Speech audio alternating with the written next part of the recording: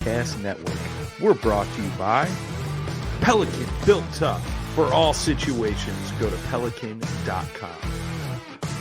Yak Gadget, for all your fine kayak fishing accessory needs. Go to yakgadget.com. Eastport Marina, on the beautiful shores of Dale Hollow Lake. For all your lodging, kayaking, and fishing needs, go to eastport.info. Now let's get this show started. All right, guys, welcome back to another episode of River Bassin Rivals. I'm your host, Ken Morris, and we are just going to talk to one of a river basser that I met years ago, local scene in Ohio here. And he has a lot of moving water knowledge. He's a predominant figure in the local kayak fishing scene, which we'll get to shortly. And just a really, really good guy, and I always enjoy talking to him. So just kind of bring you into my rival circle once again and get some stories started. So joining us tonight for a conversation about some river bassin is Dustin Hoy. What's up, Dustin? How you doing today, man? I'm doing good, but how you guys doing? Oh, I'm doing all right. Just, busy as normal. I actually just got back from South Carolina last night. I was down participating in the Hobie Bass Open Series with that. Didn't do too well. Didn't really lend into my river experience very much, and the weather was weird, but enough about that. So I heard everybody had a hard bite. Yeah, it was a little bit of a tough bite for everybody, I think. I don't think it was easy for the people who won. I guess, I don't know, catching fish is always easy, I guess, when you're on them. But, yeah, if you look at the numbers and you look at the field of 200 people versus the complete numbers that came out, wasn't that good. That lake got really screwed up by that weather. That cold front really shut stuff down. But welcome to the podcast, man. It's River Bassin Rivals. Basically, this will be the fourth episode, I believe. And basic concept is just kind of pulling people into my experience of making friends and competing against them at the same time in the on the rivers and river fishing specifically. So. If you don't know Dustin Hoy, he is one of the owners of Raccoon Creek Outfitters in Albany, Ohio. Excellent shop, big, lot of river experience. He worked at other outfitters or other paddling places before that, and stuff like that. He's a big that Raccoon Creek specifically supports a lot of local kayak fishing in the Ohio area, whether it's Northeast Ohio, completely 3 hours away from them, or even obviously their local clubs and areas around them. So he's kind of a big deal around here, and, welcome him. And if you're in the Ohio area, definitely look up his shop and take a look at that. But Dustin, you've been kind of a river rat in the sense of both fishing and just playing in rivers, period, for a very long time. I can even put a timeline on it. Why don't we start off the conversation with how did you get started with kayaking in general, or, the river scene? I actually got started in 2019. Got my first kayak. And before that, I was 2019. Hold on. Let me interrupt. 3 years ago. 1999. 19. There we go. That sounds a lot more realistic. Okay, let's restart. Let's rewind that a little bit. Let's bring it back. 1999. Let's back that up. The year I'm just trying not to date myself as old as I am right now. Yeah, I was going to I had to, though, because it made me sound like an idiot when I was like, oh, he's known this for a long time. Yeah, I started 3 years ago. It's great. Yeah, I just got started. No, the year the Matrix but no, came 2099, right. I guess, I got my first kayak. And before that, I was along with everybody else, wade fishing to bank fishing, and trying to find those little holes on the creeks and rivers that nobody else is getting to. Basically came across some recreational kayaks and decided, hey, we can fish out of these things. And back in the day, we used to actually screw some Scotty mounts and rod holders or whatever else we could, threw some bungees on it, and just went with it. Just straight backyard engineering. You were just literally drilling into kayaks before anybody ever thought about drilling into kayaks. Yeah, we pretty much had to. I mean, we were trying to get to these places, and that was kind of our thing. Was just hey, let's just screw some holes in this thing and So let's see what happens. what model of kayak were you doing this to in like 1999 or early 2000s? Like, what were you using to even do this? My first kayak, well, I got two. I started off with one I bought over near Dayton, Ohio, at a shop over there. Ended up it was a little bit more whitewater boat than wreck boat. Was not a great idea. Ended up swimming the first about 45 feet off the bank and lost a bunch of gear to the bottom because it was like I had it all. Anything I could put on it, I put on it because I thought it would look neat. And it went all to the bottom. Yeah, I mean, lake. Live and learn. That's a little bit of a rough experience, I guess, to start off your very first takeoff. But it was not planned. After that, I got into a Old Town Otter. No, it was an Old Town Loon back in the day, which was a little bit more wreck boat. Kind of a nice flat bottom. It was 12 foot long. And it actually turned out to be a pretty nice boat for what we used. They actually took that model and turned it into the Old Town Predator a couple of years afterwards. Okay. I think they came out with the Predator, I'm going to say roughly 2002, 2003. And everything they basically did different was from where the wreck model was. They added a couple of rod holders and stuff like that. That's pretty much what we was already doing. So, sit-in style kayak, and just kind of went from there. Had a little bit of a whitewater background before that. I played down in West Virginia a lot, Pennsylvania, even over into Kentucky a little bit on some of the waters. I'm over that direction.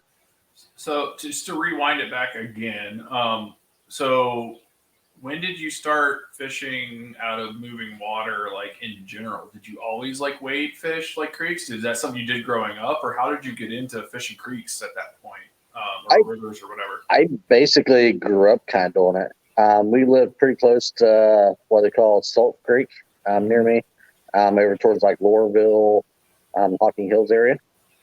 And we had a nice old loop of about 2 miles long that we could basically put in, walk the creek, and then we had about a half mile walk back up the road to our vehicle. Oh, dude, that's crazy to me. Like, that's absolutely, like, because a lot of people probably don't know this, but like, I grew up in the Hocking County in the Hocking Hills of Ohio, like Salt Creek, like you mentioned the town Lowerville. That's where I went to elementary school. And I know Salt Creek.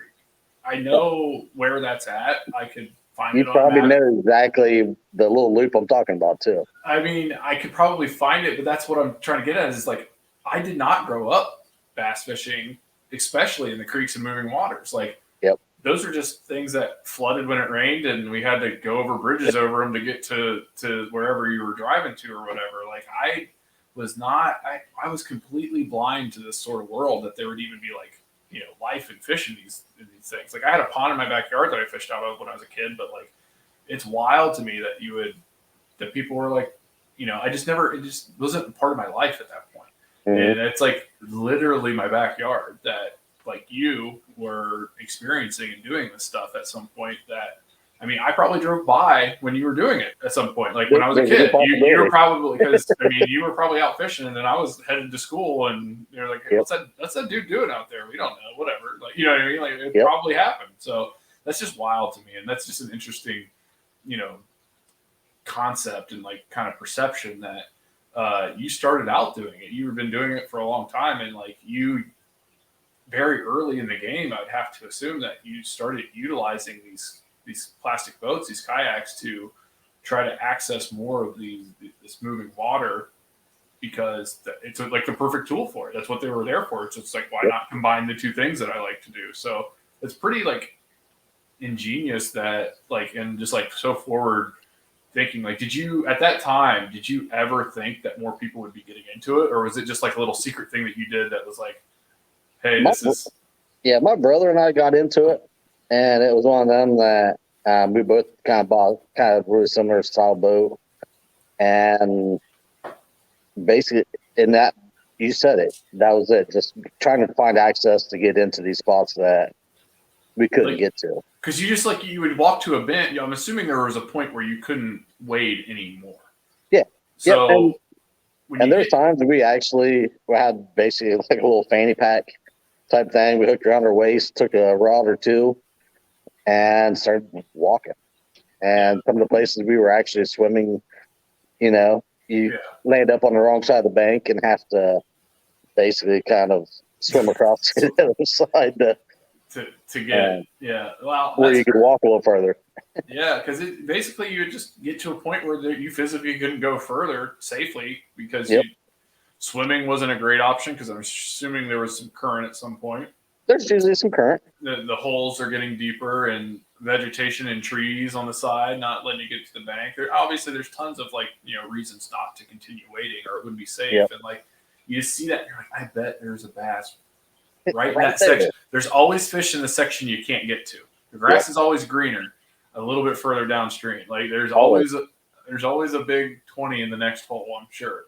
It's kind of like the thought, and you're just like, I know I can get there. I just need to float there. So, I mean, that's how it all started, and it's crazy that it started in such small groups of this ingenuity of just I wonder what the actual number of people in 1999 that were using kayaks to fish out of. You know what I mean? Like there's thousands of people doing it now.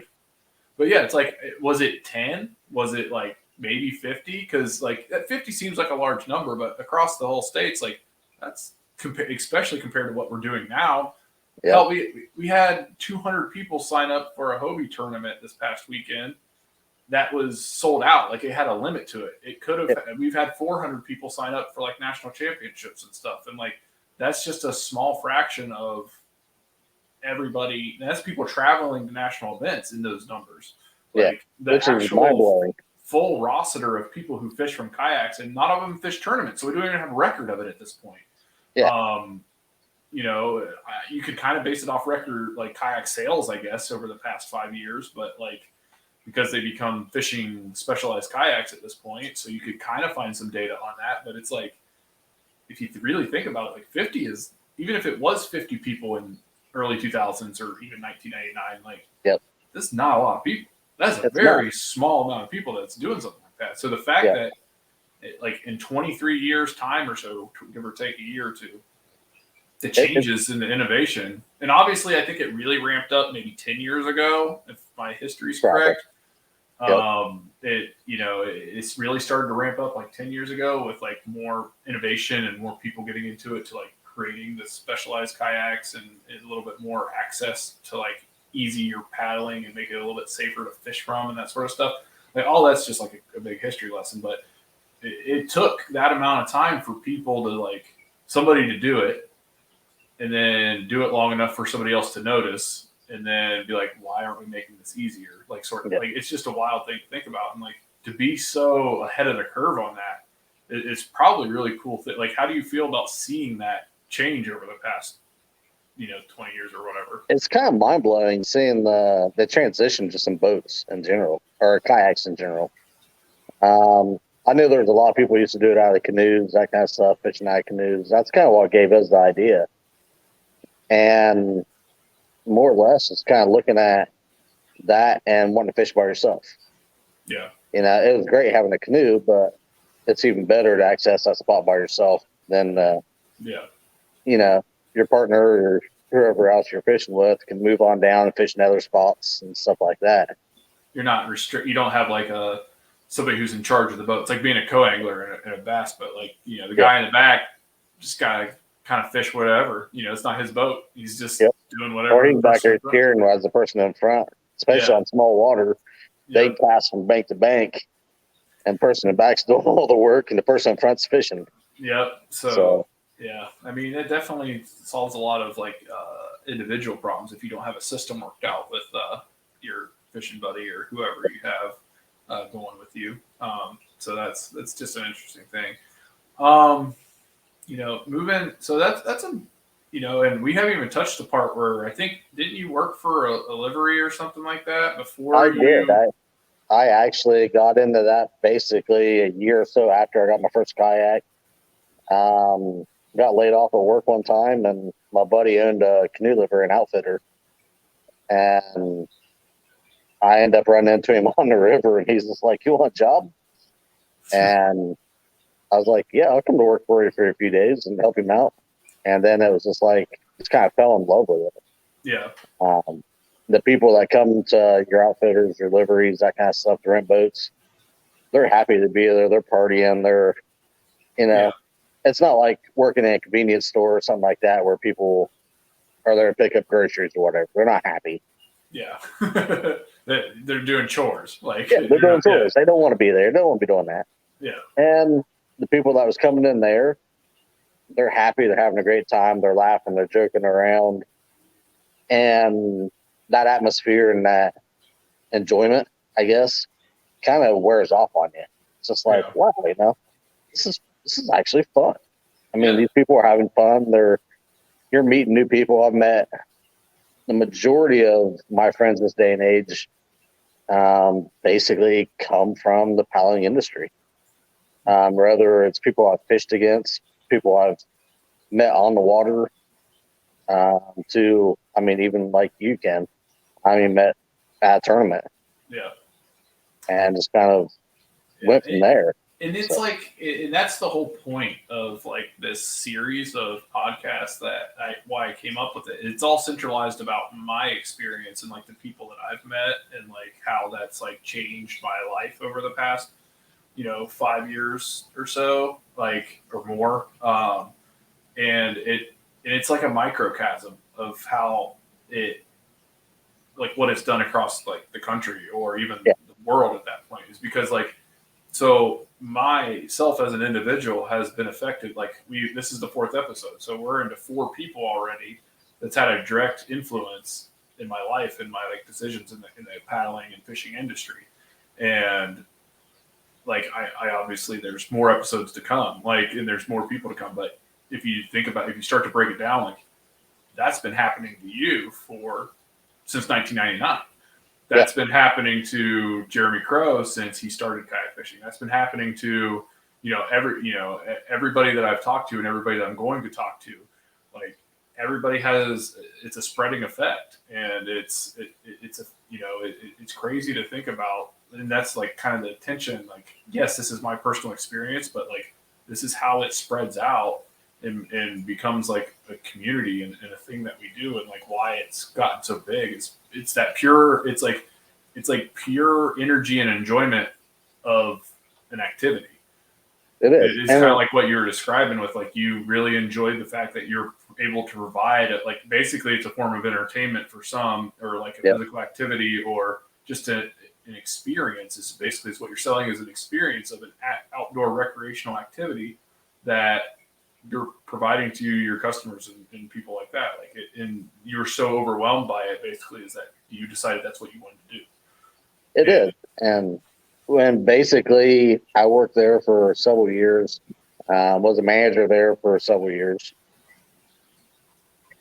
and more or less, my family, not my immediate, my wife or kids or them, but outside family and everybody, it was always time telling me, hey, you need to get a real job. That's that seasonal job, or that, I was paying bills, but you don't do it to get rich. Yeah.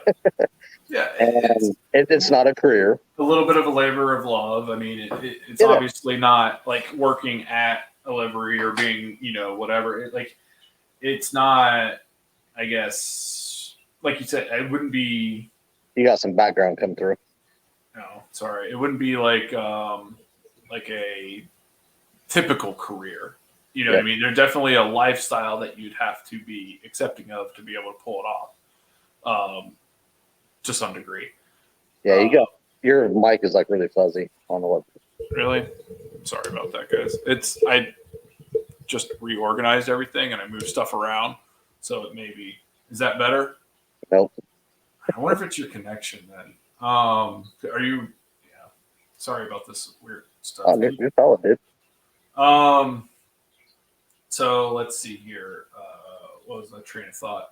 Well, we can just kind of move on. So you worked at the livery, and then eventually you got to a point where you wanted to have your own, right?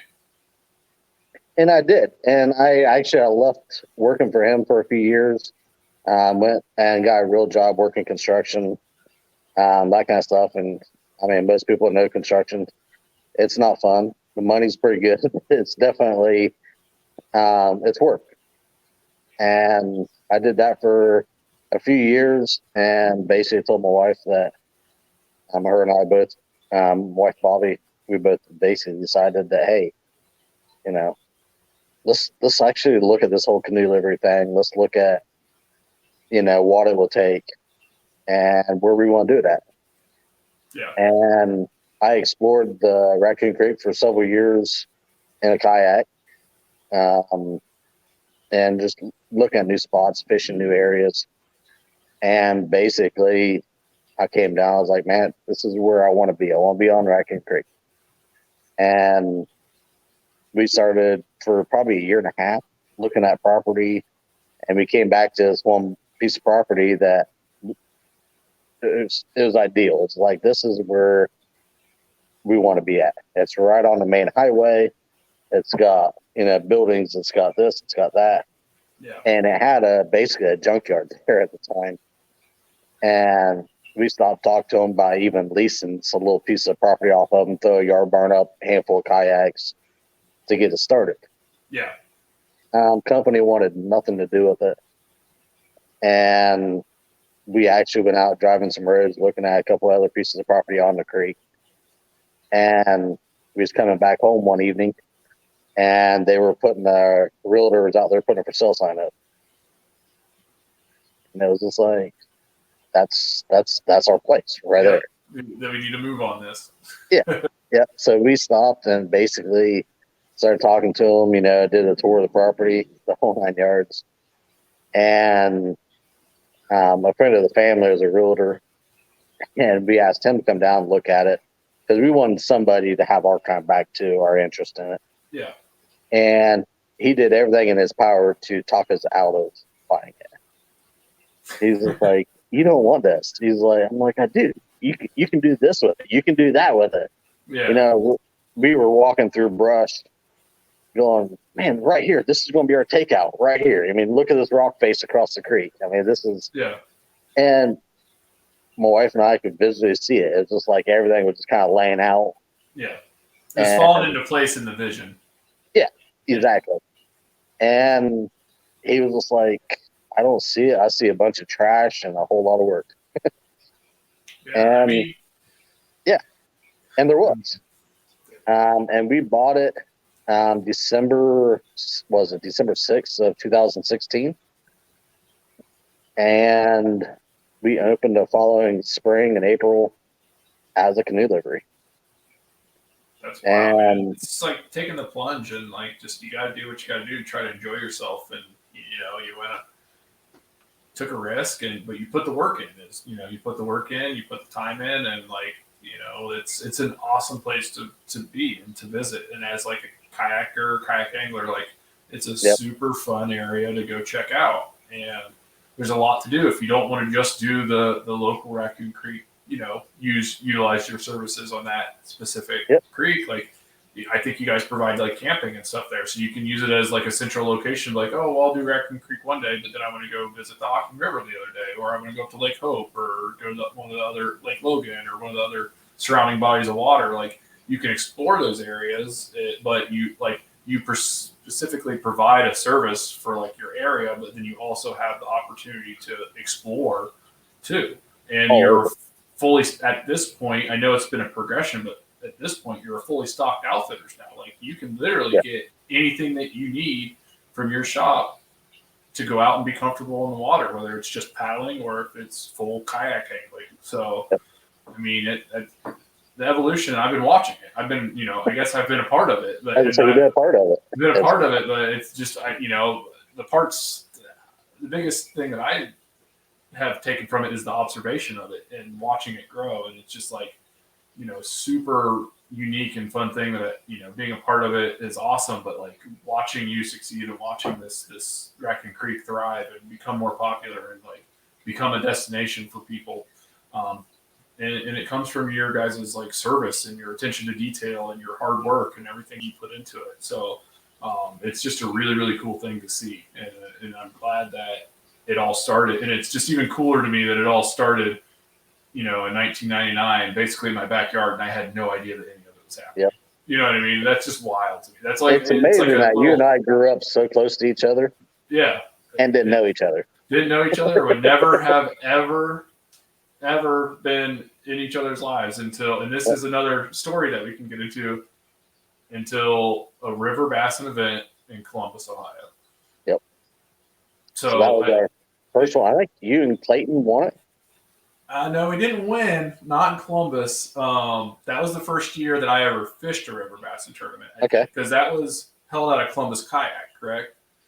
Yeah. Yep. With Brett. Yeah. Yep, So everybody's heard bits of the story on this podcast so far, and it's a reiterating theme. And I know that it can sound like redone or whatever at this point, 4 episodes in, but it kind of drives home my point of like how this just starts with something and just goes crazy. Is you've heard the stories of me meeting Jeremy Crow, you've heard the stories of me meeting Tim Perkins, you've heard the stories of me meeting the other people I've interviewed so far, but like it all started with the River Bassin Trail, and that's what the whole point of this River Bassin Rivals is. Like Dustin Hoy is another person that I met because I took a chance and drove down to Columbus, Ohio to fish a river event. And kayak angling, it still has this awesome atmosphere where if you come in new or you come in consistently or around and just try, people will take care of you. People will give you advice. People will help you. And you start to learn. And you create friendships and obviously rivalries because we're competing in tournaments. People that you want to beat and you hate getting beat by them. Like whenever I see Dustin put up a big fish, I'm like, yes. And then the other hand, I'm like, dang it, no, I need to beat him. I need to be better than him because it's going to come back at the campfire. And you want to be able to one that walks around and with, pride on your sleeve. And it's all in good fun. We're not like, making each other mad, but it's like, well, you caught the 21, Mr. Hot Shot, like whatever, like, you know what I mean? Like it's that sort of stuff. So, but it's amazing. Just that it's that camaraderie of tournament day or during the tournament. Yeah, it's game on. Everybody's in at 100%.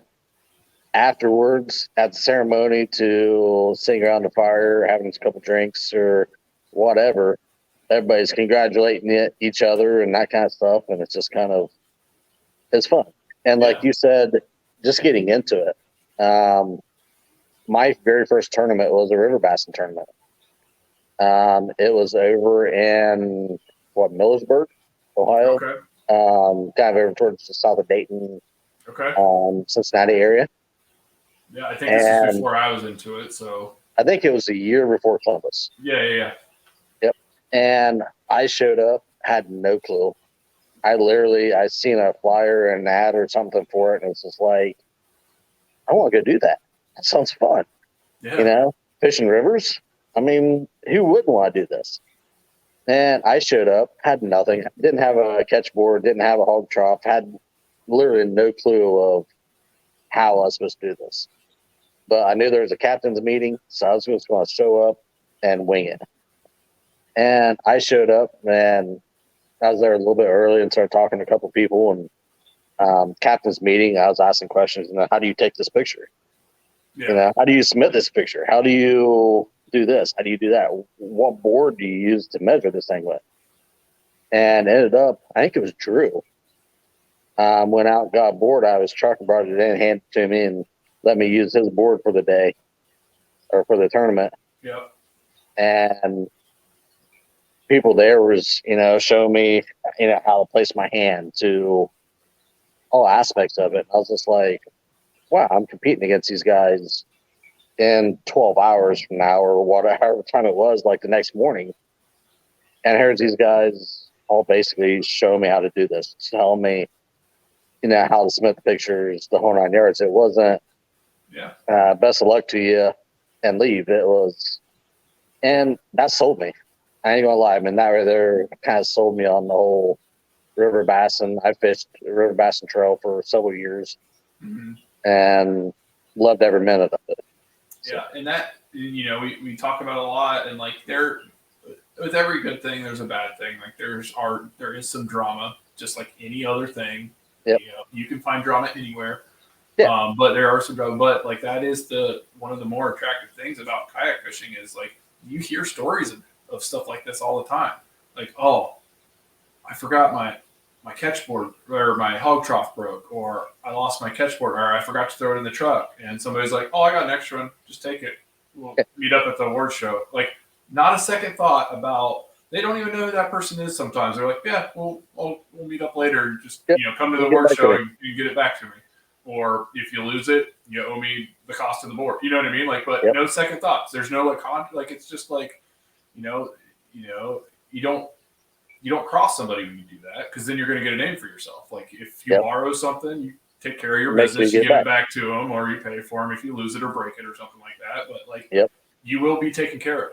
If you are a good person and you present yourself, well in this community, just like, just be a normal, good person, you will get taken care of. There are many stories of people losing, like sinking their kayaks or flipping their kayaks and losing all their gear, or forgetting something, or having stuff stolen, or whatever. Things happen, life happens, and it puts them in a spot where they're like down and out, and they're like, well, I might as well just like not compete. And somebody's like, just use my stuff. I have extra.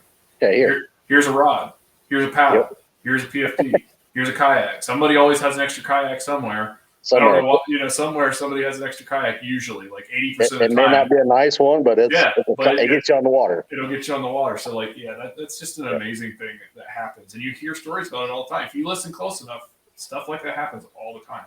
It is. And I think Drew did it's not technically the first, but he's obviously one of the innovators of the sport.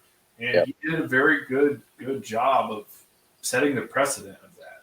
Because that was something that happened when I joined, and it was a year later when I started showing up at River Bassin. It was like, yeah, man, just take the pictures like this, or if you need equipment, here's this. Like, like everybody always had a hog trough to either buy or borrow. You know what I mean? Like, we want you to participate.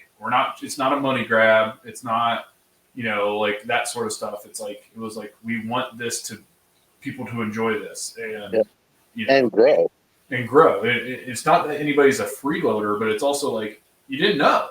You know what I mean? Like, now you know, and you take care of your business, and the next time you show up, you're ready to go. But and I'm one of those guys I always have an extra catch board or a hog trough, or when hog troughs are available. But now, I keep an extra catch board in my truck, just for those guys that are getting into it, or like you said, somebody forgets one.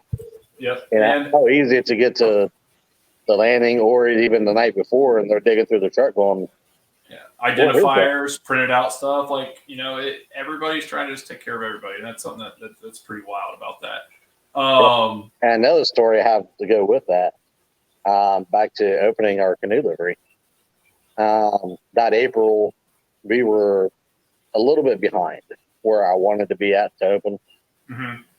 And I threw it out on Facebook and said, hey, and at the time, my wife and I didn't have a whole lot of money to be paying people to come in and help us work. And I put out there that, hey, I've got drinks, food, if anybody wants to come and camp for free and help us, work on the creek, help us do this and this. And the amount of folks that showed up, the first weekend, Reed Carpenter showed up. And he helped us cut our takeout in, and we was cutting trees, all that kind of stuff, to building fence. Then, like, the next weekend was our semi-pre-opening weekend, I guess, if you want to call it that. I think you came down for that. I think I did, yeah. I think you were there. Luke, Jared McComas, there was a bunch of us all hit the creek and paddled upstream and started cutting some trees out, and it was cold and nasty out. And here we are out there just cutting trees, and that, to me, it was a huge moment, because it's like, there's no way I could do this by myself. Mm-hmm. And the people that showed up were fishermen, kayak guys, people I've kayaked with, fished against, met on the trails, that kind of stuff. And they showed up and was ready to work. That's awesome, dude. That's so cool. I mean, it's the camaraderie of it. And like I said, a huge group of the friends and family that I have now is from, fishing, the kayak industry. kayaking and Yep. kayak fishing. Yeah, that's crazy, dude. I'm glad that you're surrounded by people who you put yourself around and the energy that you put out there. So that just speaks to you and Bobby individually at the same time. But so like back to the River Bassin Trail, like kind of jumping back into that. So the first time we fished again, there's a whole roster of people I fished against in that first tournament that I went to. And the moment that you were sealed in my brain as somebody that I had to look out for was the next year when we went to Logan, which that was the first year, like that was the first tournament since Columbus that I had done for River Bassin. And Clayton and I had decided that we would go down and fish it as a team. That's like when we were like, okay, we'll set up a team. We'll give this a shot. Yeah. And we did what we considered pretty well. We thought we had a good chance to win or even place well or whatever. And like, it was all of a sudden it was like, because the leaderboards or whatever, we were at the top or something like that, or we were close to. But there was, up until the end of the day, turn stuff in, and then all of a sudden I forget what your team weigh-in was, but there was Dustin Hoy, put like a 20 or 21 or 22 or something like that, and like, his team like just jumped up there and like bumped us out of a spot. And this like we ended up getting second or third as a team. And individually, I think we were pretty close to placing, but we both kind of got bumped and got mixed around or whatever. And that was the moment that I was like, I didn't know that this was your backyard at that point. Like the Logan area was your backyard.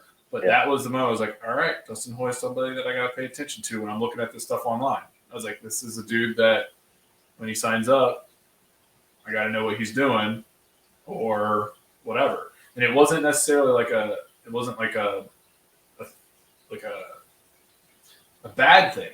It was just like I was like, all right, this dude's serious. And, we just eventually from then forward, I think that I picked up that you worked at the livery at some point, previously, and then that you were getting into like we're kind of growing in the tournament scene a little bit at the same time. So like you would come up and camp at Pine Tuning, or you do a little bit of this, and then I would see you on the River Bassin Trail, and you were thinking about like you were at Columbus Kayak, but then it had its like transition and its issues, and then like you're like, hey, I think about starting up this, and I was like, cool. Like I'm a little bit far away, but what do you want me to do? Like, you know what I mean? Like, what do you need? Like, what can I do?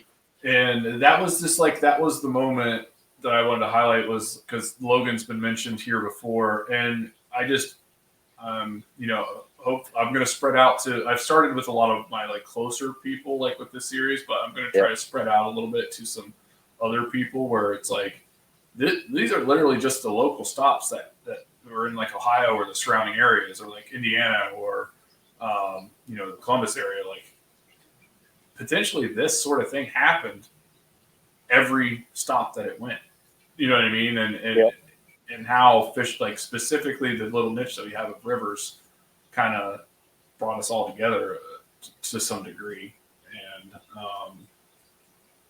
And then it ends up, last 2 weeks ago, we were fishing together in Florida for peacock bass and doing crazy stuff like that. Like we're at the point in our like friendship now that like we were taking big fishing trips together. You know what I mean? And having a blast doing it. Yeah, absolutely. Like 6, 7, 8 years ago, we didn't even know who each other were. Like and now we're driving 20 hours across the country to fish out of plastic boats together. So it's just it's a crazy thing. It's a wild adventure, man.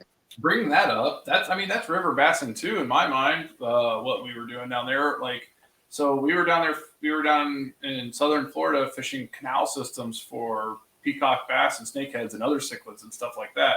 And I couldn't have caught the fish that I caught without everything I learned from fishing against you and fishing against other people in like a river tournament scene. I wouldn't have been prepared for that nearly as well as I was able to adapt if I hadn't been doing that sort of stuff. Yep.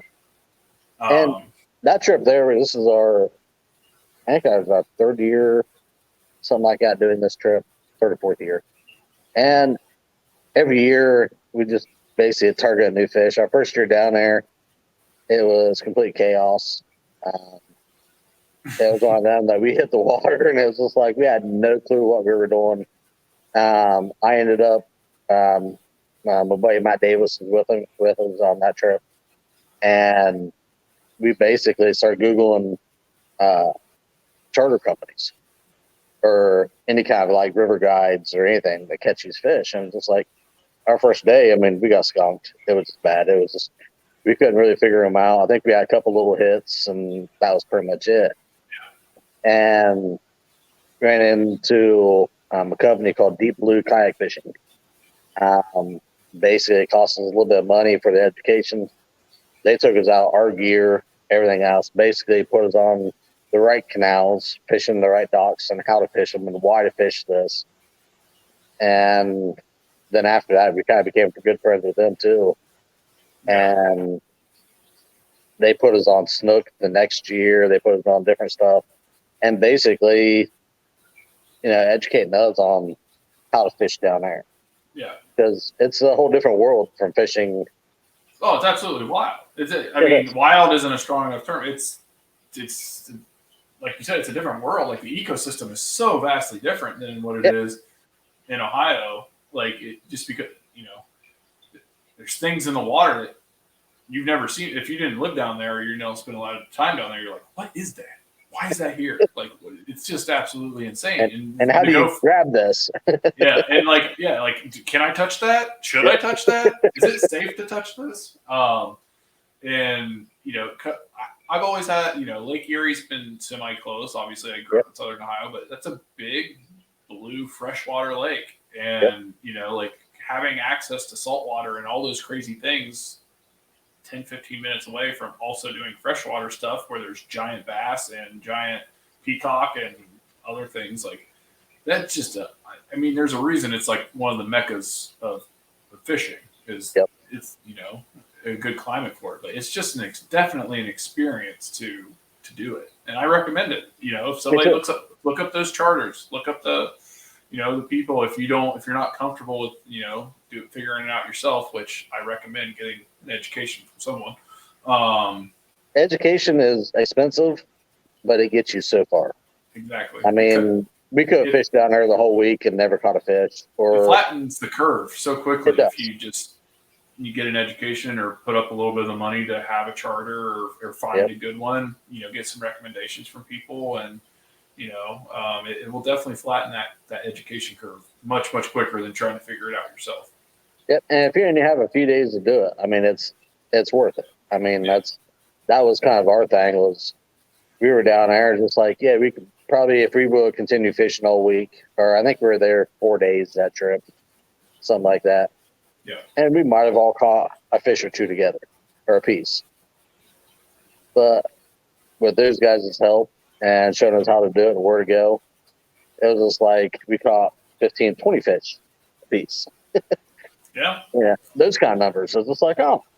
All right. Well, all right. I'm going to divert away from the fun trip that we just had. I know it's fun to talk about, but and divert into one more question, and then we'll get wrapped up here.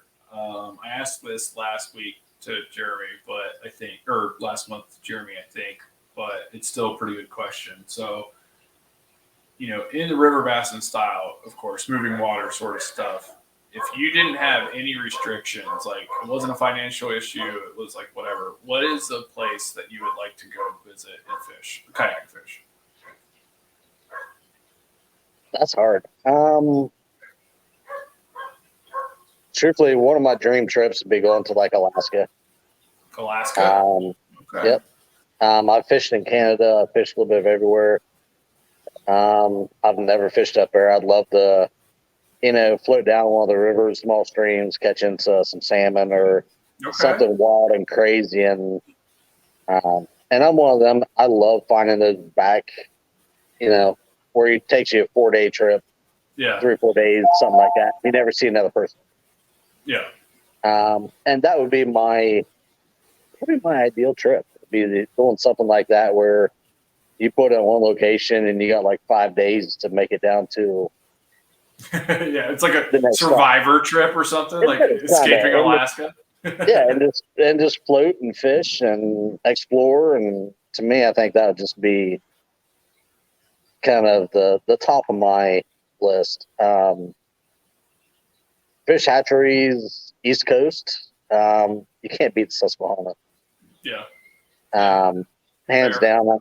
I fished it the first time. Absolutely loved it, and I go back every chance I get. Fair. Me too. Yeah. Yeah, I mean, who Nothing wouldn't? to I mean, argue catch there. monster smallmouth in a river.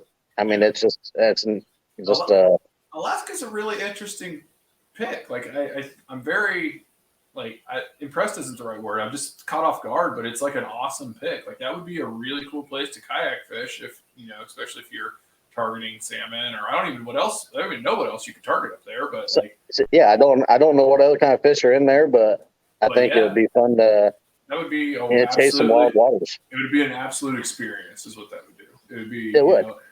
And I'm going to spread the umbrella on that a little bit. Like River Bassin, obviously, like black bass are kind of our main focus for that. But like river fishing in general is accepted. You know what I mean? Like, and that's just a really cool place to go. I mean, like that's a really interesting answer because a lot of people would probably lean on the Amazon River or something like that. But like you go opposite way. Like let's get cold. Let's get chilly. Let's get cold. Yeah. And I mean, who wouldn't want to go like the Amazon and go chase some big, monstrous peacocks or what is the tiger fish they have down there, that kind of stuff. I mean, that would definitely be in the top probably 2 or 3. Yeah. But for some reason, I've always been kind of drawn to that kind of Alaskan experience, That's awesome. Going down through and having a big grizzly bear you pop around or a big moose standing in the river and you come around the corner. I don't know if I would have messed with a moose, man. But it would be cool to see. I mean, that would absolutely be an experience. And a good one at that. Like as long as you made it out safe, like that would just be something you'd never forget or want to forget. You know what I mean? Like it would just be crazy. So we're gonna wrap it up here. I'm gonna give you this moment to thank anybody or shout out to anybody that you want. I know that we've obviously mentioned that you and Bobby own Raccoon Creek Outfitters, and that's a big thing. But I know that you got some sponsors, and I know that you represent some people at this point. So go ahead, plug away, talk about whoever you want to talk about. So just some shout outs, and then I'll wrap this thing up. Sweet. Definitely first and foremost, I want to definitely thank the wife and family. They're kind of my support when I'm out fishing and playing. They're working. So definitely, if it wasn't for them, I couldn't do what I do today. So that's definitely the big one. Bonafide Kayaks. I was able to get on their national team this year, which is kind of a really big honor to me to, be in a position I am and have that opportunity to support a company such as them. Yak Gadget. John with Yak Gadget, just an absolutely incredible guy. Do the world for anybody, and just an absolute, just incredible guy. Can't say enough about him. Also got Venom Lures. Been with Venom for several years. Been fishing their spinner baits and their plastics for a decade or longer. Ages myself a little bit again.